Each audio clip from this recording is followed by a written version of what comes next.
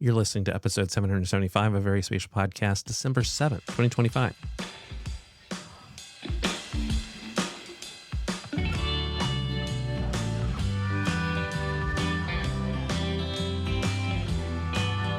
Hello and welcome to our VerySpatial Podcast. I'm Jesse.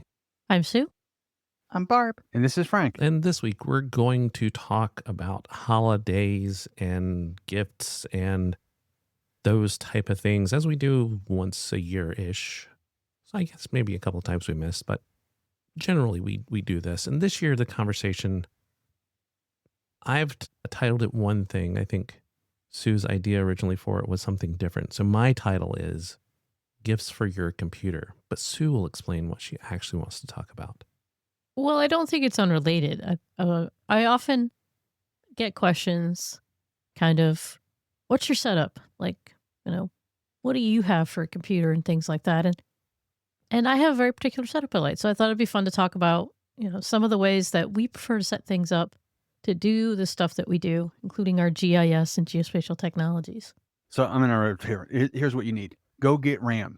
Go get more RAM. However much RAM you have, you need more RAM. And the prices of RAM are going through the freaking roof. Yes, it's already too late to buy RAM. So go find old computers and start using those and just steal DDR4 or whatever that computer ran on.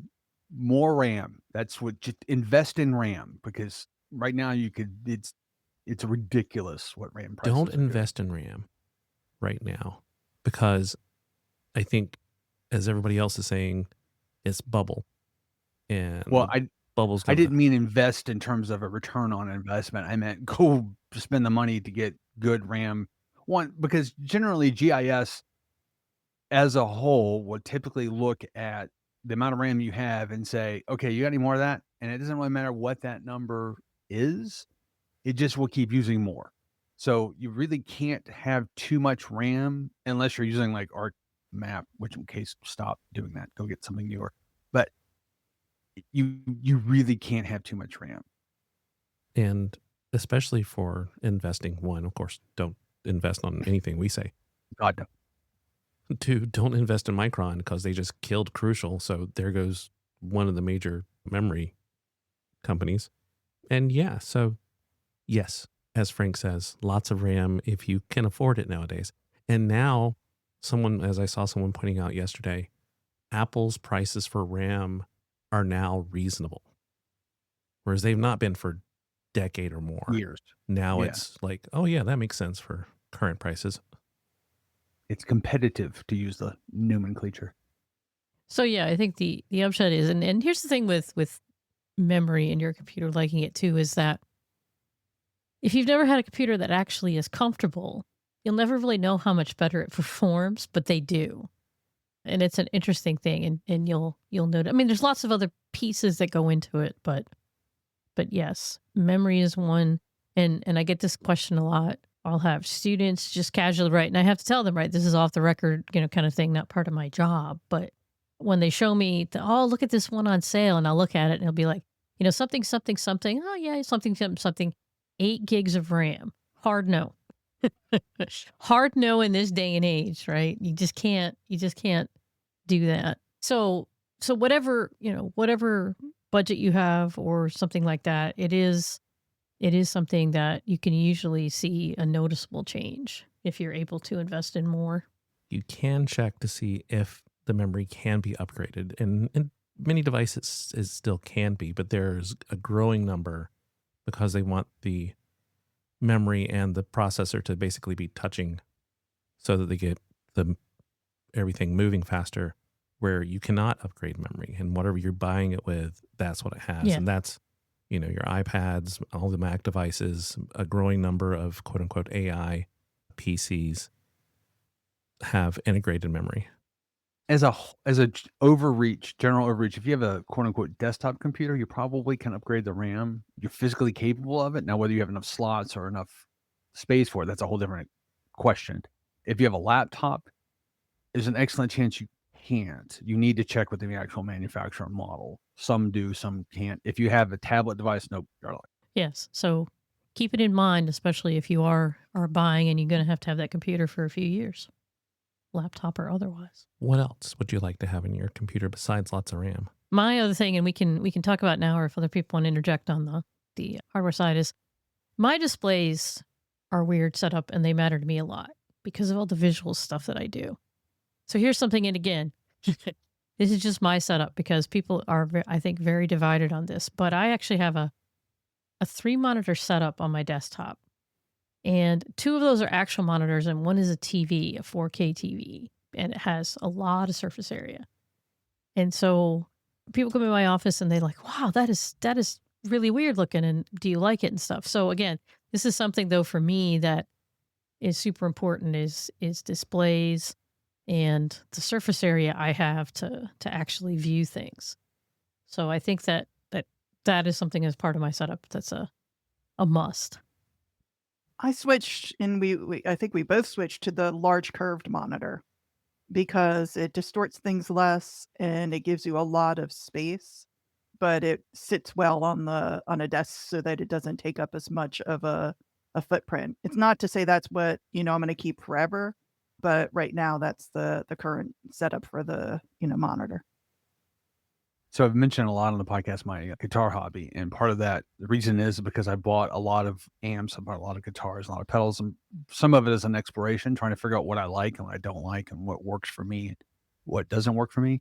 I've had probably equally a lengthy exploration with my monitor setup. So I've gone from needing at least 2 monitors, preferably 3 monitors, to, like Barbara said, now I have this 130 something inch, 34-inch curved monitor. At one point, I had a TV that was, rather large, much bigger than that was 30. It was 42 inches. At work, I have 3 monitors, but I have one monitor that I make vertical. So it's, big and tall and things like that. And unfortunately, this is, I feel like, something you have to kind of explore to figure out what works for you, which means it's going to take some resources to pull it off, or you don't care. It's going to be one of those 2 extremes. The good news is that monitors are sort of the polar opposite of RAM right now, and that they're incredibly cheap relative to, what they provide to you. So there's a lot of exploration you can do. Personally, the dividing line for me is how much do I have to physically turn my head? That's the point I found that, okay, that's where I need to make it so that I only have to turn my head just a few degrees in either direction to maximize utility on those things. And if it's any more than that, I just won't use that part of the monitor anyway. So it's kind of pointless to have it, which is why at work I've got one that's vertical because it sits within the sight line. So I think this is something that can be fun, but it can be understand you're probably not gonna nail it out of the gate. There's a whole other set of conversations that we're not going to get into that are about the type of panel. And so, yeah, we want to have things. We want to say that you want to go for the highest resolution that you can afford. So at least 1080, so full HD. But if you can get a 1440 or a 4K monitor, even better, depending on the size. 4K on a tiny monitor is weird. It's not pleasant. Whether you're doing mini LED or OLED or just traditional LED, edge lighting or backlighting and all those type of things, completely personal preference. OLED's going to look really nice, but it's going to be way more expensive. And mini LEDs are kind of heavier, so not as great for certain instances, though I think Apple's using that on some of their devices still. So it's just kind of, yeah, there's a lot of things to look at whenever you're thinking about these in terms of brightness, contrast, all those things that I kind of feel like the best way to handle this is there's a lot of dimensions that you can mess around with, like you said, brightness, contrast, platform, like what LED, OLED, all that sort of stuff like that. For me, it's size. Pick one and get that figured out. Once you get that figured out, then play with the other variables a little bit sometimes, just to kind of. And if you're playing with the size one, you may end up with one that's OLED and one that's not, and then saying, okay, let me contrast them. That's fine too. But it's there are a lot of moving parts. Sometimes pick one, get it. Yep, that's what I like, what I want, and then move the other part. Yeah. Then there's whole other questions about color accuracy out of the gate, especially if you're doing cartography or other Anything things where, print that yeah. yeah, anything print, you're going to have to think about that. If you're not, then less important. If you're worried about what the colors are when it gets printed. Yeah. So I have 2 things on my list that are I took Sue's, like, gifts for your computer as also gifts that just make your experience better. One's serious and one's just fun. So my serious one is get the best chair, office chair that you can afford, even if it's refurbished, because it does make a big difference. And it's something that, will last a long time. So when you're doing work, I think that, a good supportive chair with a good, good back and lumbar support is, it's not just because I'm getting older. It's just in general, will make your whole computing experience better. If you sit in a better chair when you're younger, you'll be happier when you're older. Yeah, we have the Arion chairs, and we got those refurbished, and they were, a few $100s a piece, which is not cheap, but it's one of the best investments I've ever made in terms of furniture. It's just, it's so nice to sit in, and it's very comfortable, and I don't notice that I'm sitting in it, which is what you want out of a chair. If you're sitting in a chair and you're going, oh, my knees hurt, I'm tired of sitting here, or my back hurts, or whatever it may be, then you've got the wrong chair. You need to get a better chair that fits your body, because particularly in this area, you spend a lot of time there. And then the thing to go along with the chair that I do, and I think only Sue might be the only person here that finds it as fun as I do, is I got one of those under the desk ellipticals. And then when I'm doing things like playing video games for your traveling, I do the elliptical and it adds something to that experience. But also if you're doing something where it doesn't require a whole lot of thought, like editing and things, you can sit there and you can do it. I've also traveled the world. I do the YouTube videos where people take their bikes out worldwide. And I'm like, okay, I'm gonna do this path in Spain. So it just adds something to the experience, but also gets you movement where you have to get up out of the chair, move around sometimes, keep your blood flowing. So I've sort of made them a pairing now. Frank hates the elliptical. I hate the elliptical. Here's why. It takes up everything under the desk, and then if you got to get underneath there, you got to move this stupid heavy thing, and then sometimes I get in it. I don't like the elliptical. I just don't like it. There are different kinds you can get, though. Mine's a little bit more compact. I had a bigger one and had that problem, and now I have one that actually only takes up, I have an L, so it only takes up one side of the L. The other side has other stuff in it. So, but yes, there are some varieties there, but that's again the part of the, I guess sometimes you don't realize just how much time you have to spend to do your tasks and the amount of time that's going by that you're sitting down, and I think that's a good call, Barb, that sometimes you got to take care of other parts of your body besides just where you're sitting in the chair, and for some people that's a really good solution. So I also do that. Going back to the PC itself, the computer itself, and kind of tied to the monitors, is the graphics card. We didn't have to think about this for so long, as most of the applications were not using the GPU for anything. So you could run ArcMap or something like that on any device. QGIS, you still largely can. And still for ArcGIS Pro, you largely can, at least with modern minimal graphics, it'll run at least.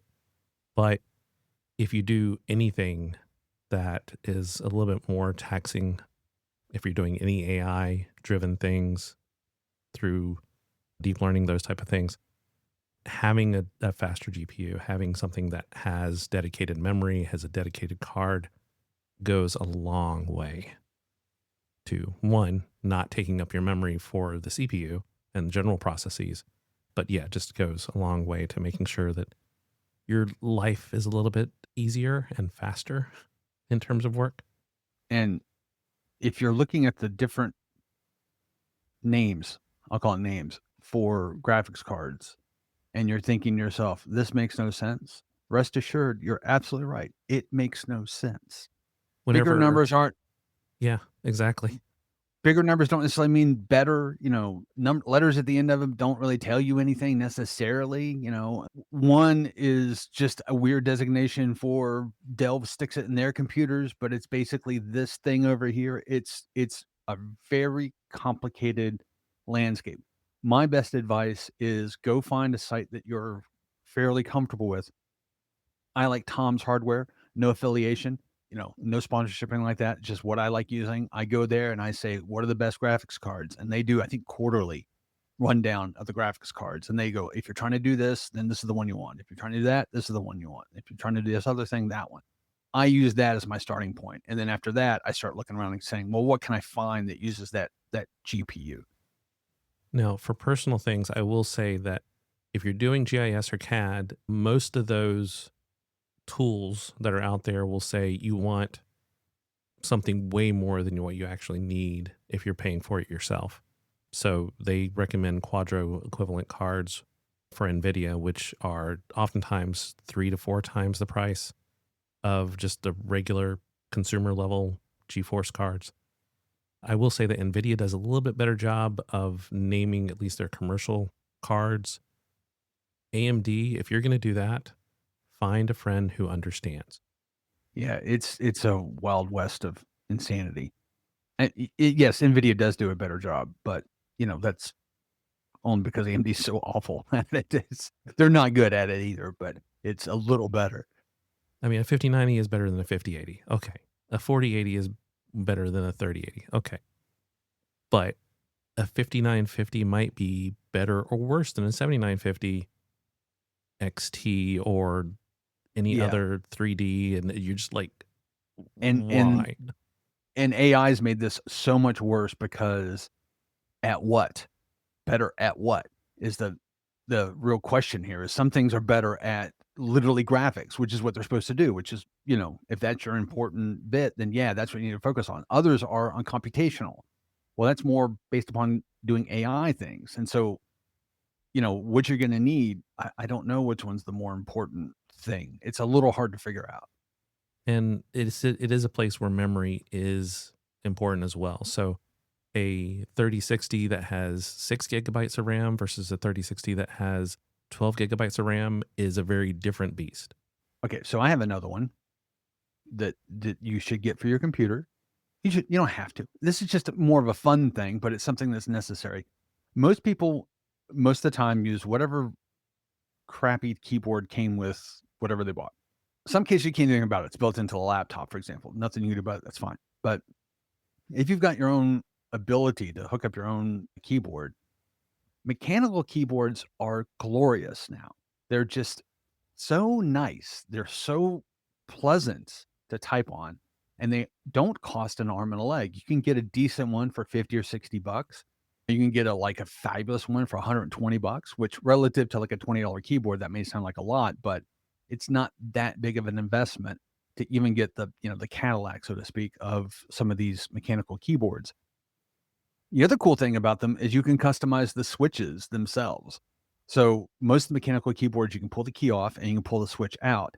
And they have all these different switches, and they all have colors. They're like red switches or blue switches or brown switches. And you have to kind of just Google it to figure out what the attributes are.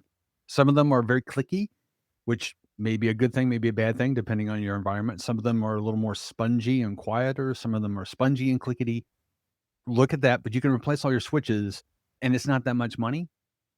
The other cool thing is that you can buy custom keys. And so you can get all these keys that are like a neat color that you like, or you can have it so that some keys are a slightly different color. Like if you want to focus on the red key for enter or return or for ESC or something like that. It's just fun, and it's not that much money to do. And it's been, for me at least, fairly transformative to move to those. I enjoy my mechanical keyboard. I've got mine themed on Lord of the Rings. Then I have the very wide, big mouse pad that goes underneath that's Lord of the Rings. And it's got the soft clickety clack because I really enjoy typing, just for typing's sake. So I enjoy having the sound of doing something. Again, it's adding to the experience of using the computer for work. Mine is only people of a certain age bracket are gonna know exactly what I'm talking about. Is Lego used to have in the 70s and 80s a NASA themed space exploration set, and they tended to gravitate around white, gray colors. My keyboard is basically based on that. Now the space thing I think still exists, but they've definitely branched onto all sorts of different colors and stuff. But those sets had a certain hue to them, and my keyboard has that hue. Basically, the only other color, if you bought the shuttle set, which nobody could afford, by the way, was black. Yeah. So you had the gray and the white, And then for that set specifically, you had black as well for the heat shield. But yeah, all the rest were just the gray and white. Occasionally, you would get like one of the clear red dots or something like that. So I don't have any of those, but basically, it's just for those of a certain set that are listening, that's like, yeah, I know exactly what color that is. The rest of you are like, what? It is a very distinct hue. Sue goes with RGB. Yes, that is my thing on the keyboards, is my RGB. And my desktop has it as well on the fan. And I have other things, but yes. So that's my customization, is not so much keys and stuff, but the color. Okay. Most of my computer, I will point out, is hand-me-downs from Sue. I used to be the one who bought the computer stuff, and now I don't care anymore because she buys so frequently. I just take her hand-me-down, and it's still new. I will point out once again that I have come to the conclusion that my spirit animal is a magpie, and thus anything shiny and cool that is in my ability to obtain, I'll probably try to do it. I'm just saying So- that I other than saying how I help you buy things, there's not a lot that really I can push beyond that for campus. Of course, I do all the specking and stuff until we have to fight with ITS or IT people about the fact that, yes, I understand Dell only wants us to do this, but why? Just because Dell wants us to do something that costs 4 times as much doesn't mean we need to. But that's me. That's an aside. So I would add too, like on the accessories and things like that, is one thing that I have increasingly found that is becoming necessary, especially because for many people, a desktop computer, even a laptop, is an investment over multiple years, is with the increasing switch of various devices to USB-C. Now you find that all of those USB ports that were on your desktop and in your on your laptop are less useful now. And so an adapter that will handle more USB-C is something that increasingly I have found important. And I will say that there are different ways that you can accomplish this particular thing. If you need to plug it directly into your laptop or desktop, then of course you need some kind of hub. But if it's for devices like powering things and charging things, increasingly they have desktop power strips that clamp on. This is my other favorite accessory, is power strips that clamp on, many of which now include some USB ports in both a USB A whatever generation and a couple USB-Cs, and they basically will clamp on the back of your desk so that you can see all your plugs at the same time. And if you bring in a laptop, oh, I need to charge it, you can plug it in. So the combination of having the hubs to plug into the desktop plus that has helped me out with the devices that I use in conjunction with my computer. One of the things we invested in for those, adapters and things are an actual tech pouch for carrying all the peripherals and the adapters around. The one that I have is a Bellroy, no affiliation, just it's a really nice pouch. And treating it like gold whenever you go anywhere and someone else needs one. You're like, you stand there and you're like, well, make sure you get it back to me. But I found that's very useful for just, having it on you because you never know when you're going to need it. And at this point, we have so many spare USB-C cables. Just toss a couple extra in there and say, fine, here, have this one, go away. Instead of waiting for them to bring back your USB 4 cable. And I guess that's another thing, is make sure, especially if you're doing drives, it's not as important with cameras or keyboards or those type of things, but especially drives, make sure you're using the cable that is the speed that your drive can go or faster. So right now, if you're buying USB-C cables, make sure they can do USB-C 4. I think that's basically where we are. So it should say 80 gigabit per second throughput. So yeah, if you have lost USB-C cables, don't just grab a random USB-C cable because it's probably going to go slower than what your drive can actually do. And if you're copying over, imagery or large LiDAR files or anything, that speed is very important to how much time it's going to take you to do something. And although prices, I haven't checked, sorry about prices related to that, portable SSD drives are very good to have if you have that in your budget, because if they're and you got cabling for the right speed, if needed, you can actually run things off of them. And so having one of those rather than 15 different USB jump drives can actually be super useful, especially if you've got a setup you have to work with at your job or at home where you don't have as much storage as you used to. Speaking of cables, I highly recommend investing in some of the braided cables. There's nothing inherently wrong with the USB cables that come with stuff. They're perfectly fine. They do what they're supposed to do, particularly if they got the rating, like Jesse said. But if you want to just, it's not that much more money.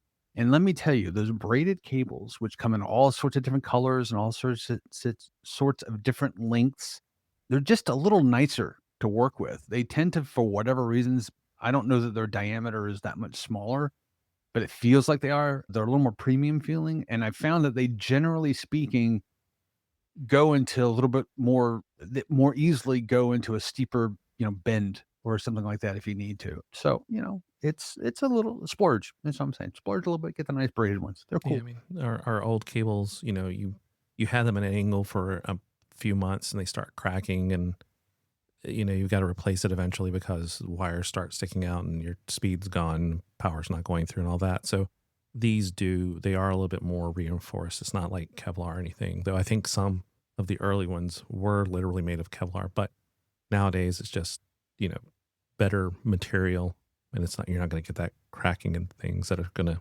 lead to your cable falling apart. But yeah, they're just a little nicer. It's worth the money. Treat yourself.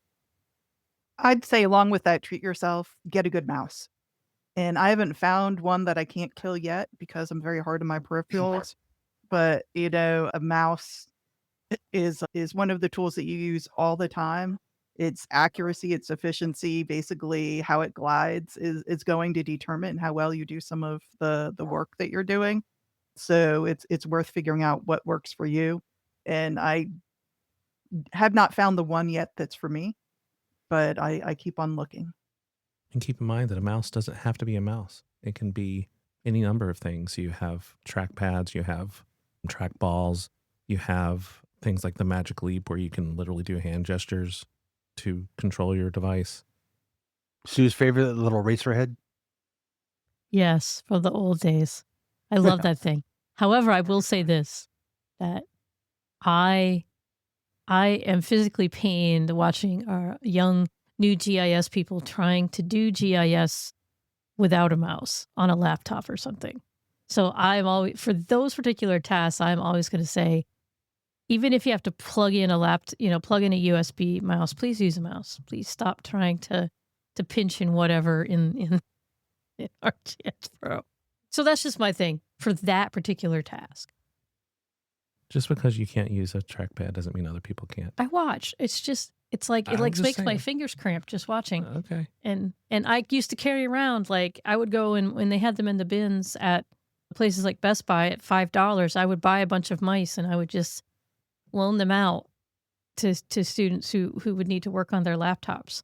They were grateful because there's just certain functions and Well, digitizing it, you have to yeah, have exactly. That just no. But for many other things, right? When I have to do a laptop, yes, I miss my trackball or whatever they call that. your Lenovo/IBM nub. Yeah, sure. Nub, that's another good name for it. I will have you know that ThinkPad was a beast. It was All of them were, yes. indestructible. I don't know. What about services? Anything service-wise that you feel people need? Nowadays, of course, I think some subscription to any number of things. I use a lot for transcription right now, especially for the podcast and things like that, so that we can have show notes without me having to sit there and type it up. The weird thing is there's a lot that I subscribe to, but I don't think there's anything that I'm like, oh, I really like this. There are things that are just modern necessities. I think it helps to be in an ecosystem. It just makes things a little easier, but it's not impossible. So, for example, I'm a longtime subscriber to Google Drive to get more space because I use that as my cloud solution. Because I liked Google's approach and the fact that it is a drive and stuff like that. But a cloud storage is kind of one of those things you need to have. OneDrive does it too. It just does. I'm not a huge fan of Microsoft's OneDrive solution for a bunch of reasons that are just nerdy and stupid and don't really matter. But it's perfectly adequate. But it does integrate much easier with Office, and we typically need to have some access to some form of Office. Google's got its own things. It's Google Docs and Sheets and all that stuff like that, and they're perfectly good. But it makes it a little more challenging when you split the infinitive, so to speak. That your data's on one place, but your applications are another. So it's just a little easier if they're harmonized. But I don't love either of those. That's the weird thing. But I think it's a necessity. See, my list was more fun Like what? of services and software. So the first one is if you can find one of the screensavers where it goes through different imagery, and it's sort of the satellite imagery, and then you can look to see if you're right or wrong.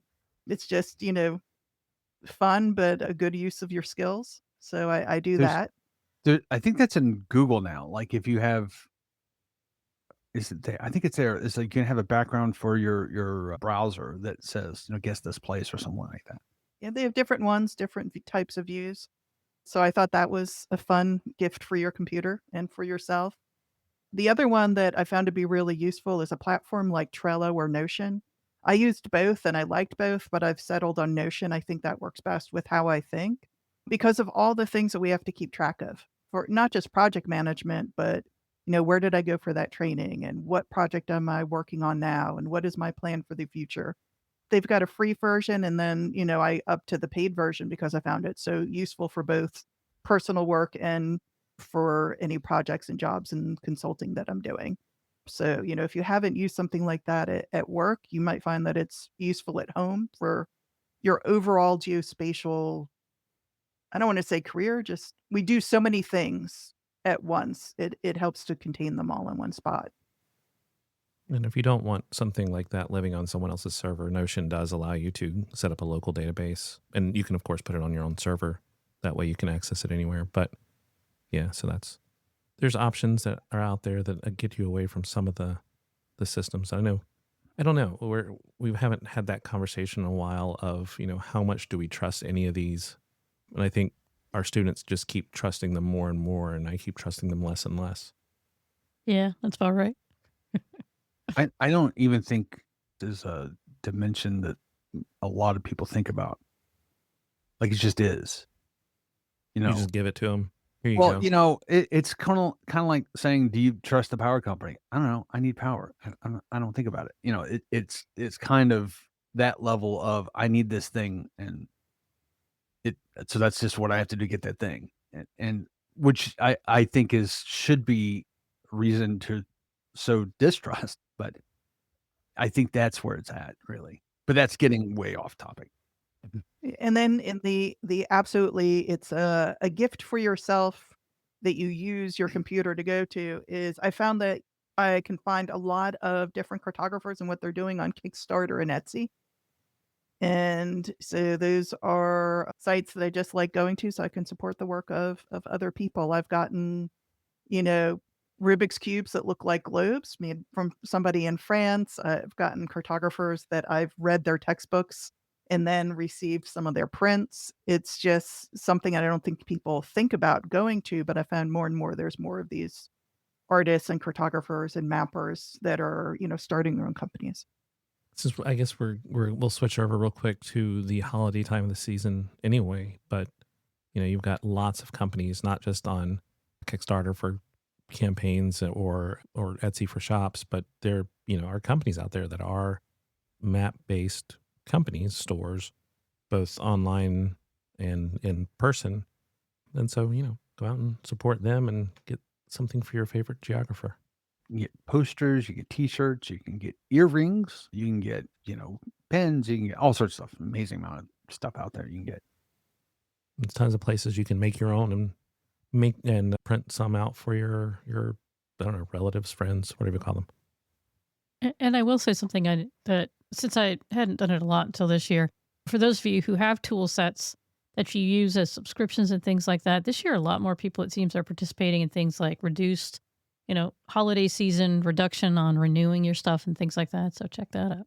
Because I was able to renew several things for discounted prices of extensions I use. Because I need they're extensions I need anyway for my various modeling software and stuff like that. So I was like, hey, this is a bonus. And so with that, yeah, that's what we're talking about for people getting themselves and their hardware and devices to make their lives a little bit better for this holiday season. Maybe. Yeah, I think so. I mean, it's honestly a topic that if you get prompted by somebody asking you a question, it could go on all day. But I just want to make a addendum. Notice we did not mention CPU not once, which because they're all great now. So don't worry about it. Just get something good. They're all terrible now. Well, So just get one. They're fine. yeah, I mean, that's not that relevant anymore. they're all better than things we remember not that long ago. Heck, our phones are way better than the ones we started on. So Our phones are better than the computers we started on, just to clarify that. Not that the new phones are better than the old phones, just computers. yes, that's correct. Mhm. I mean, we can talk about the 120 megabyte hard drives. We could. We Do can you know- also. as That, we of go- course, is talk once about you the- have drives versus floppies. But yeah, I said we can also talk about floppy drives. I saw a question on Reddit that why does the hard drive start with C and not A? And people had to explain why that was true. And for those who aren't aware, that you didn't normally have a hard drive. When computers first started, the hard drives were too expensive. So you just didn't have one. You had a floppy drive. And so there's a good chance you may want two floppy drives. So A is floppy 1, B is floppy 2, and then if you got a hard drive, it would be C. But eventually nobody had floppies anymore, and they just never moved from C to A. Just last week, I had a student in the class when we were saving her Unity project, looked up and said, I saw the real thing that the save button is based on. You probably, did. Somebody had showed her, or dad or relative had showed her a 3.5-inch disc. now I feel like I need to create a display somewhere in the building. Yeah, we did. Yeah, with various floppies and Yeah. reels and all those type of things. because we've now passed over the generation where you go look for the save icon where they automatically know what that is, right? Then I actually have people that have to tooltip it to figure out which of those pictures is the save. And it just never occurred to me until fairly recently. Oh yeah, you guys have never seen one.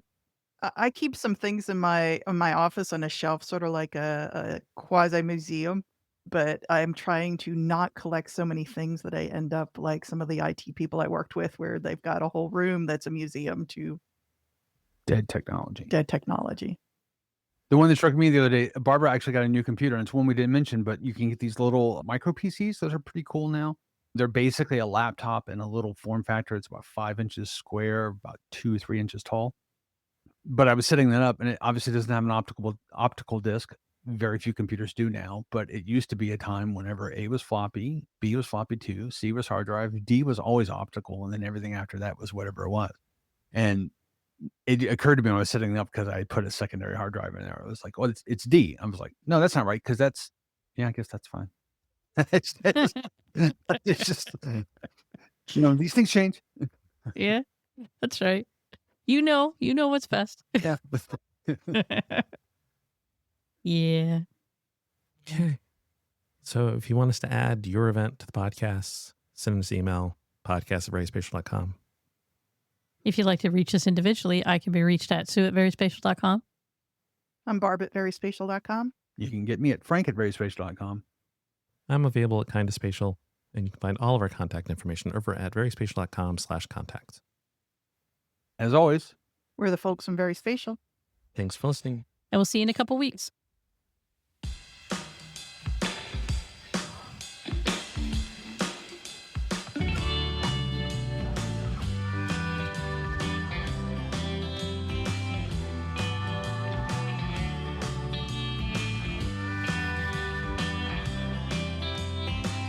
The summer pour up the summer wine. But forget the paradigm. Deep down the county line. Living on higher time.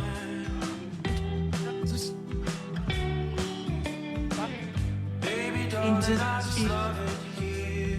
By the water with balloons in the deep.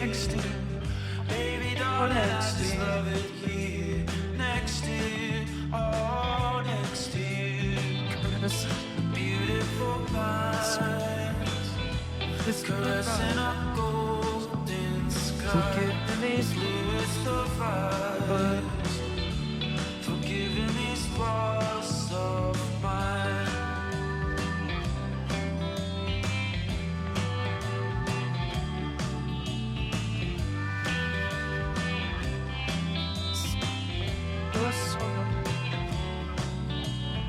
Soak up the sunlight, protect your peace of mind.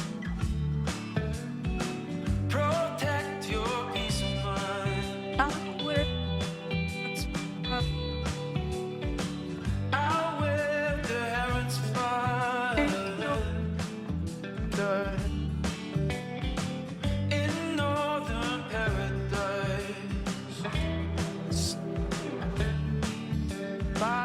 Baby darling, I just love it here, by the water in the woods with you, dear. Baby darling, I just love it here next to you, oh, next to you. The beautiful pines, caressing a golden sky, as blue as the skies, forgiving these faults of mine.